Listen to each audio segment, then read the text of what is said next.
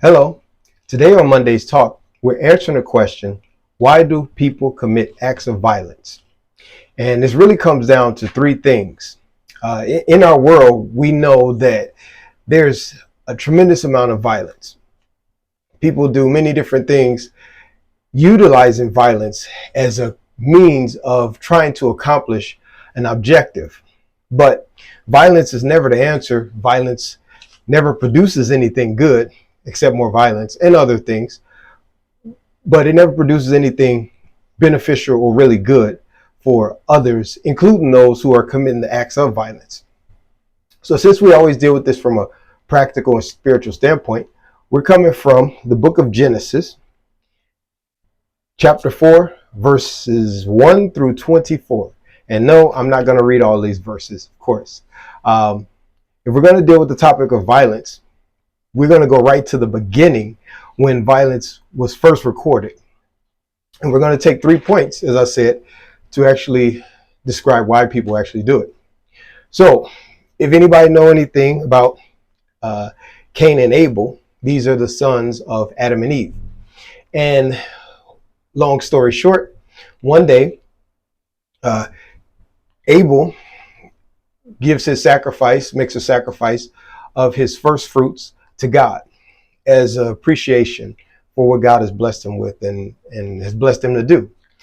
Cain did the same thing, made his offering, but his was rejected. Now, Abel's was accepted. And the reason why is because Abel gave his offering or sacrifice out of the first fruits, which was his best, to recognize God for his success. And it was from the heart. Cain, on the other hand, he gave like the leftovers. And in all truth, he really wasn't doing it from the heart. It was just like formality. You can tell because he was really just hiding the best stuff for himself. And so God accepted Abel's, but he rejected Cain's.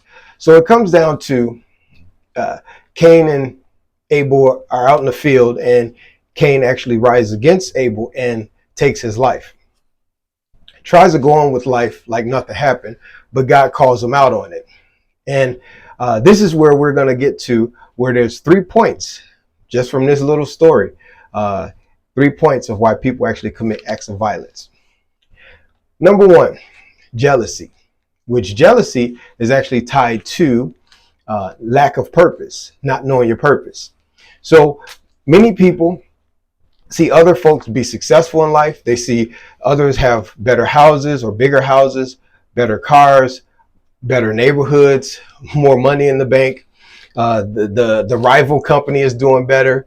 The competitor is doing better than me. The other race of people is doing better than me. So you may perceive, right? All these are perceived thoughts. And you forget about the fact that you are important. You are special. As humans, that's what we forget.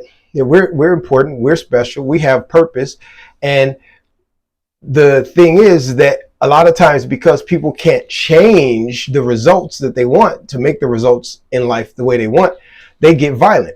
Now, this is not just physical violence, but also verbal violence, which is a physical attack as well. To some people, it becomes mentally distressing, emotionally distressing, and it almost hurts worse because it takes longer to heal from words than it does from actual physical attacks. But this was an example of a physical attack, which is something that many people do today.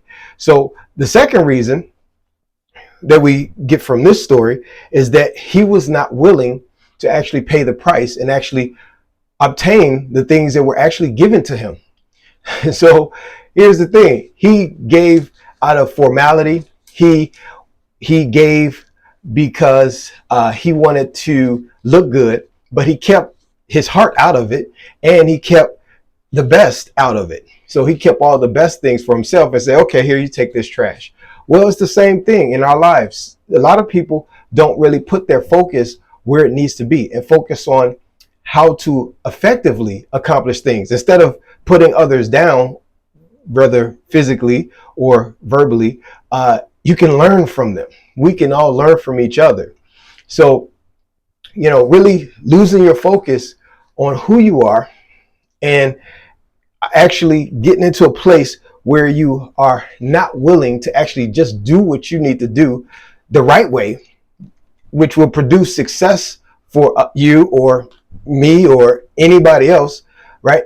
A lot of times people just go right result to, again, the physical and verbal abuse or violence. The third reason is because he did not consider the results of his act. So we'll see in actual verse 11, God calls him out on it. And God even curses Cain for his sin, basically, and destroying someone else, blaming someone else for his own failure. So what happened is God cursed him, and he was in such distress. He realized, even to the extent that he was in so much fear and anxiety and stress, that he was in fear that someone would actually harm him as well. And knowing this curse was also saying that your productivity is going to amount to nothing. So he was in a very bad state, right? Now, how does that apply to us? Glad you asked. All right. Many people forget that, which is what he did, forget that what you're doing sows a seed for yourself, and it brings a return one day, sometimes fast, sometimes slow, but in all truth, it's going to come back. So even when you plant good seeds and you water them, sometimes it takes time. Sometimes you get quick results and sometimes it takes time. But either way, what you plant, it comes back to you. So he realized this, and he felt the distress and all the other things that he most likely put his brother through, right? But here's the thing about God in this story.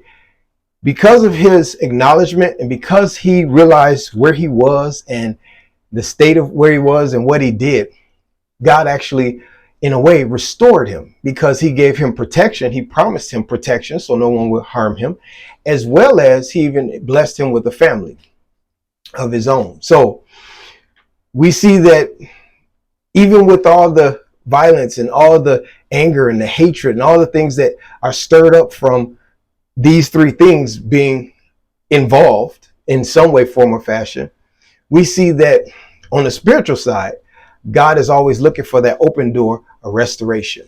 All right. So again, violence is never the answer. And, you know, most people may not choose God, but the reality is peace, tranquility, unity, and communication, effective communication, is definitely a thing that would change the world around to be a more positive place for you and me. All right. So this was your Monday's Talk. If there's anything you ever want to see addressed from a practical or spiritual standpoint, let me know and we'll do what we do to address it. All right. Till next time.